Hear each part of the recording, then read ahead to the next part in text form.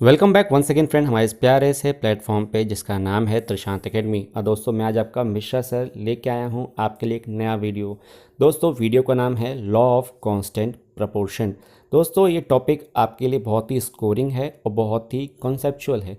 अगर आप ये कॉन्सेप्ट सीख लेते हैं फ्रेंड्स तो आपके लिए इस टॉपिक पे या इस चैप्टर जो एटम चैप्टर है इस चैप्टर पे ज़्यादा कुछ सीखने के लिए नहीं बचेगा, क्योंकि सारे वीडियो मैं ऑलरेडी अपलोडेड कर चुका हूँ।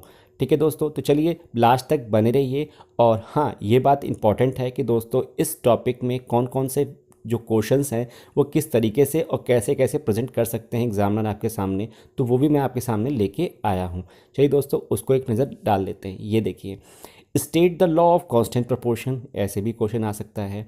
और हु स्टेट दिस लॉ, मतलब जो ये लॉ ऑफ कांस्टेंट प्रोपोर्शन है इसको किसने कहा है, किसने ये दिया है, तो ये भी क्वेश्चन आ सकता है। और क्वेश्चन दोस्तों ये भी आ सकता है कि what are the drawback of this law, means that हमारे सामने कोई भी एक लॉ आता है तो उसके कुछ ना कुछ पोस्टुलेट्स होते हैं और कुछ ना कुछ ड्रॉबैक्स होते हैं, तो हमें वो दोनों देखना होगा। ठीक है, तो ये 3 क्वेश्चन हैं जो मैं समझता हूँ कि इस टाइप के क्वेश्चन पूछे जा सकते हैं एग्जामिनेशन में इस लॉ से रिलेटेड। ठीक है, तो मतलब आपको 3 चीज़ याद करनी होगी। एक तो ये लॉ कहता क्या है, उसको पूरा कॉन्सेप्ट समझना होगा मेरे साथ। साथ ही साथ इस लॉ को किसने दिया, ठीक, साथ साथ अब इस लॉ का जो ड्रॉबैक्स है वो भी ड्रॉबैक आपको समझना पड़ेगा, क्योंकि ये ड्रॉबैक जब आया था उसके बाद ही कोई नया थ्योरी आई होगी, है ना। तो वो हम एक एक करके सारी चीज़ों को पढ़ेंगे, समझेंगे और जानेंगे। तो दोस्तों जितने भी न्यू लर्नर्स हैं हमारे इस प्लेटफॉर्म पे, जल्दी से फटाफट जाइए, नोटिफिकेशन बेल को प्रेस कीजिए। और साथ ही साथ आप सभी लोग आप चैनल को सब्सक्राइब ज़रूर कर लीजिए, क्योंकि जब आप चैनल को सब्सक्राइब करते हैं, नोटिफिकेशन बेल को प्रेस करते हैं, तभी आपको हर रोज़ अपडेटेड वीडियोस की नोटिफिकेशन सबसे पहले मिलती है।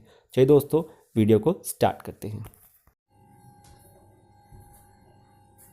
Welcome back once again friend हमारे इस प्यारे से प्लेटफॉर्म पे जिसका नाम है त्रिशांत एकेडमी। दोस्तों आज मैं मिश्रा सर आपके लिए लेके आया हूँ केमिस्ट्री का एटम चैप्टर का। दोस्तों ये टॉपिक है, टॉपिक का नाम है लॉ ऑफ कांस्टेंट प्रपोर्शन।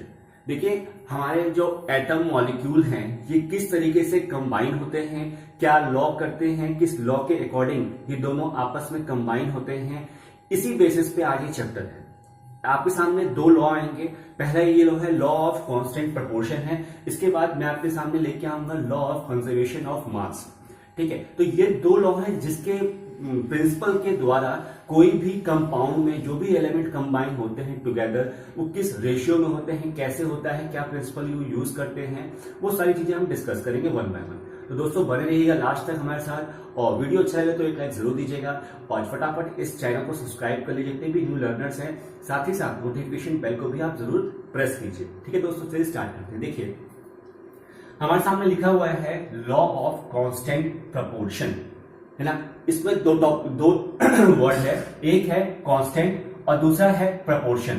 ठीक है, 2 वर्ड हैं, बाकी लॉ तो आप जानते हैं, सिद्धांत ये तो आपको मतलब पता है। कांस्टेंट प्रपोर्शन, सबसे पहले हम ये जान लें कि इस लॉ को आखिरकार किसने दिया था। जैसे हम जानते हैं कि न्यूटन्स लॉ होते हैं, 3 लॉ हैं, ऐसे कोई भी लॉ तो उसको कोई ना कोई सिद्ध करके, कोई ना कोई प्रूफ करके देता है। तो उसी प्रकार से इस लॉ को किसने दिया है दोस्तों, इस लॉ को बात हुई थी 1779 या आप बोल सकते हैं 1780 के सीरीज में। हमारे पास एक केमिस्ट थे, उनका नाम था प्रोस्ट, PROUST, प्रोस्ट। ठीक है, ये केमिस्ट हैं, इन्होंने इस लॉ को दिया था। हालांकि इनके लॉ को पहले उतना सही नहीं माना जा रहा था। जब इनकी ये जो 1700 वाली जो सेंचुरीज है वो जब चल रही थी तब इनके ये लॉ को सही नहीं सिद्ध किया जा रहा था, सही नहीं माना जा रहा था। लेकिन बाद में क्या हुआ, डाल्टन आए, डाल्टन 1800 सेंचुरीज में उन्होंने आए, उन्होंने इनकी लॉ को अच्छी तरह समझा और परखा, उसके बाद इनके लॉ को उन्होंने माना और अपने थ्योरी में जो डाल्टन एटॉमिक थ्योरी है जो अभी आएगी, मैं आपको उसके बारे में बताऊंगा। तो डाल्टन एटॉमिक थ्योरी में भी जब वो आई तो इस लॉ का यूज करते हुए उन्होंने अपनी थ्योरीज को पुटअप किया। लेकिन क्या हुआ फ्रेंड्स, क्या आप जानते हैं कि किसी का भी कोई भी थ्योरी आती है, किसी की कोई पोस्टुलेट्स आती है तो क्या होता है, कुछ ना कुछ उसके कमियां तो जरूर होती हैं, तभी कोई नेक्स्ट पे पोस्टुलेट्स आता है, फिर नेक्स्ट थ्योरी आती है है ना। तो ऐसे ही हुआ, फिर हमारे क्या हुआ, डाल्टन की एटॉमिक थ्योरी में क्या हुआ, कुछ ऐसे अजम्पशंस आए, कुछ ऐसे अजम्पशंस आए कि वो फ्लॉप हो गई। फिर नेक्स्ट हमारी थ्योरी आई, तो हम ये जानेंगे कि कैसे फ्रॉस्ट ने डाल्टन के साथ मतलब आगे और काम किया और डाल्टन एटॉमिक थ्योरी भी आई। ठीक है, तो सबसे पहले अब आज हम जानेंगे कांस्टेंट प्रपोर्शन आखिरकार क्या होता है और ये कैसे इस चैप्टर में आया। देखिए, फर्स्ट ऑफ ऑल जब ये 1979 की बात थी, जब फ्रॉस्ट ने ये थ्योरी लेके आया, तो वो ये कहते हैं कि कोई भी कंपाउंड है हमारा, ठीक है, मैं यहां लिख रहा हूं, देखते जाइए आप, कोई भी कंपाउंड है हमारा, वो किससे बना होता है, एलिमेंट से बना होता है ना।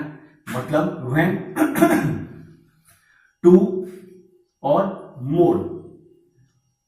मोर एलिमेंट से बना होता है हमारा कोई भी कंपाउंड, ये तो आपको पता ही है। For example H2O, for example CO2, for example CH4, for example NO2, जितने भी हमारे कंपाउंड हैं वो 2 या 2 से ज्यादा एलिमेंट से बने होते हैं। पहली बात तो ये।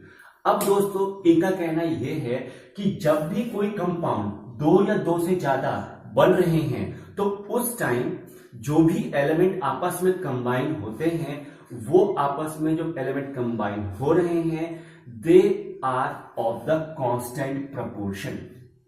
मतलब हिंदी बताता हूं कि ऐसे एलिमेंट जो मिलके किसी कंपाउंड को बनाते हैं, उनका जो मास होगा कि वो कितने कितने मास में आके कंबाइन हो रहे हैं, उनका जो मास होगा वो कांस्टेंट रहेगा, कांस्टेंट प्रपोर्शन में होगा। मींस दैट कि अगर आप कोई चाशनी बनाते हैं तो उसमें पानी कितना और चीनी कितना रहेगा, ये आप एक संतुलित मात्रा में लेते हैं। इसी प्रकार से जब हम कोई कंपाउंड बना रहे होते हैं, हमें H2O चाहिए या O2 चाहिए, CO2 चाहिए, तो उस टाइम फ्रेंड्स हमें दोनों एलिमेंट मींस दैट हाइड्रोजन और oxygen, similarly in the way carbon and oxygen, इन दोनों की वैल्यू क्या होगी, कांस्टेंट होगी। कांस्टेंट प्रपोर्शन में एड ऑन होंगे, फिर एक कंपाउंड को बनाएंगे। समझे। अब मैं इसको एक थ्योरेटिकल फॉर्म में लिख के दिखाता हूं आपको।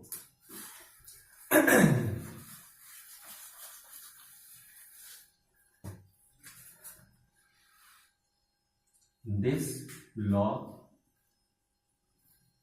state that when an compound is formed by 2 or more element, then that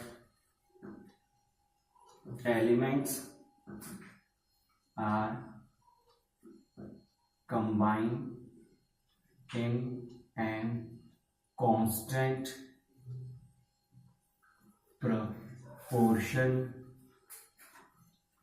by their mass। देखिए क्या लिखा है फ्रेंड्स कि this law state that when an compound is formed by 2 or more element, then that elements are combined in and constant proportion by their mass। means that कि उनका जो मास होगा, किस जो एलिमेंट आपस में कंबाइन हो, उनका जो मास होगा वो कांस्टेंट प्रपोर्शन में होगा। फॉर एग्जांपल अगर हम लेते हैं H2O का एग्जाम्पल, लेते हैं H2O का, तो इसमें क्या होगा, जो भी वैल्यू है H की, ये वैल्यू और जो वैल्यू है O की, ये always be in the ratio of F1:8। Means that इसका जो मास होगा वो 1 होगा, इसका मास होगा वो 8 होगा। ये चीज समझ में आई।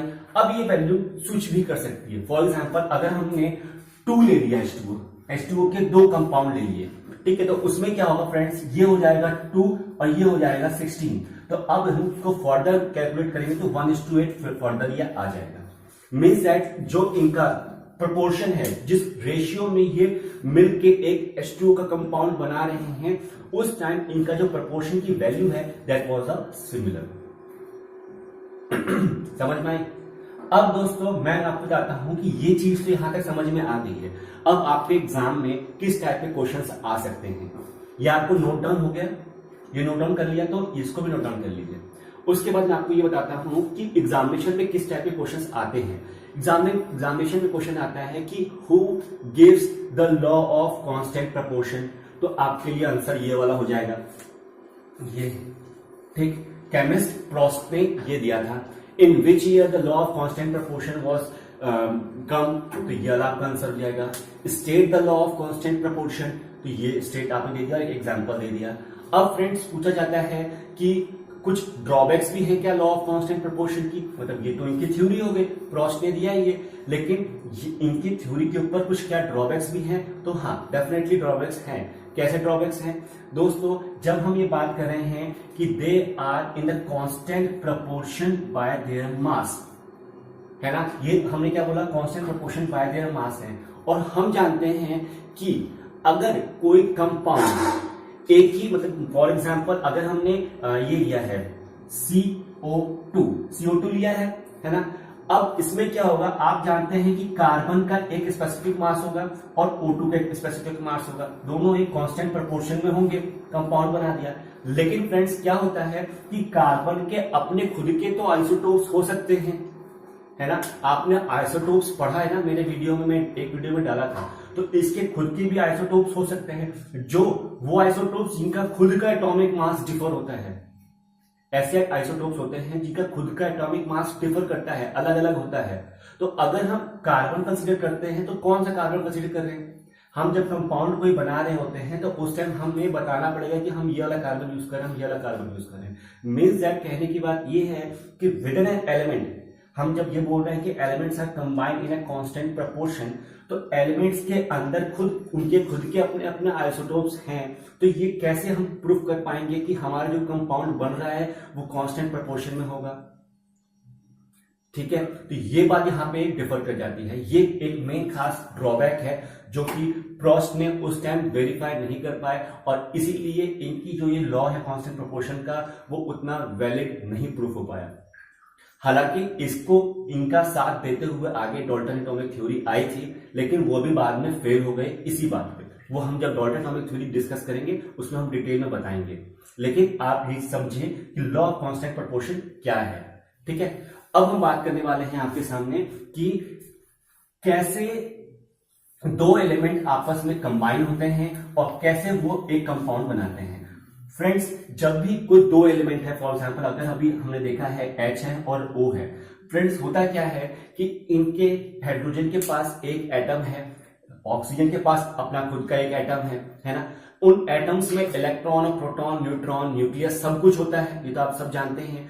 अब इनके पास एक है, अब according to the rule last most shell में फुलफिल्ड इलेक्ट्रॉन्स होने चाहिए, लेकिन इनको एक और चाहिए ताकि इनका वैकेंसी फुल हो जाए, इनको रिलीज करना है ना, तो ये आपस में बॉन्डिंग करते हैं। जब ये आपस में बॉन्ड बनाते हैं तो उस टाइम चाहे तो बॉन्डिंग की वजह से क्या होगा कि एलिमेंट्स आपस में कंबाइन होते हैं, और जब आपस में एलिमेंट कंबाइन हो जाते हैं तो हमारा क्या बनता है, कंपाउंड बनता है।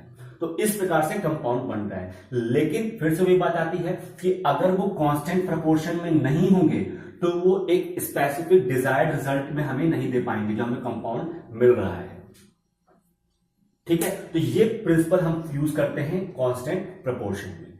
ठीक है फ्रेंड्स, और बात आती है कि वीडियो में कोई डाउट होता है तो जरूर आप पूछिए, कमेंट करिए, बताइए कैसा वीडियो लग रहा है, कैसा क्लासेस लग रही है। ठीक है, तो दोस्तों मिलते हैं नेक्स्ट वीडियो में धमाकेदार सेशन में, तब तक के लिए टेक केयर, बाय बाय।